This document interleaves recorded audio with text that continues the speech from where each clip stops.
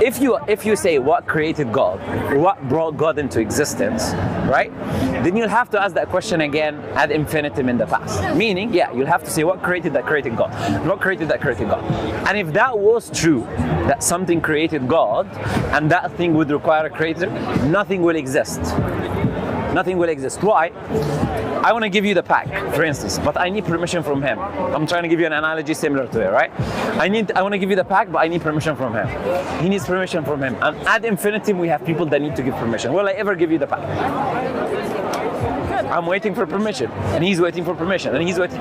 Will I ever give you the pack? You could, if you get permission. No, but how am I going to get permission when I'm waiting and he's waiting and he's waiting and he's waiting ad infinitum in the past? It's not waiting, it's the other way around, because you're not going from the future backwards. You're going, they already got permission, somebody got permission, somebody got permission. Until this point, you just changed my analogy into a complete different analogy. Like my analogy is not I got permission. My analogy is I need permission. If I need permission, you switch the analogy completely. I'm saying my analogy is I need permission to give you the back.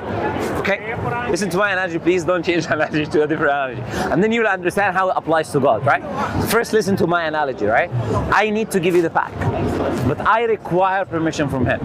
And he requires permission from a different person ad infinitum. It doesn't stop. Will I ever get the permission to give you the pack? if you don't get permission, no. Yeah, if it's ad infinitum going to the past, I'm never going to be able to give it to you because the permission will never come. Because each person is waiting for another person. Okay? So how does this analogy apply to God? If God wants to create the universe, in the analogy, in the discussion that we're having, he requires to be created first. But for him to be created, that other thing needs to also be created.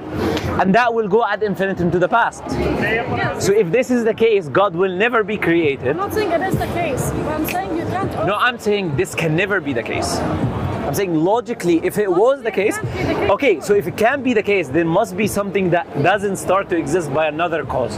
There is always existing. Yes, I understand your point. I understand what you're trying to argue. Or we wouldn't exist. Yes, I understand your point. And this is why I'm agnostic and not an atheist.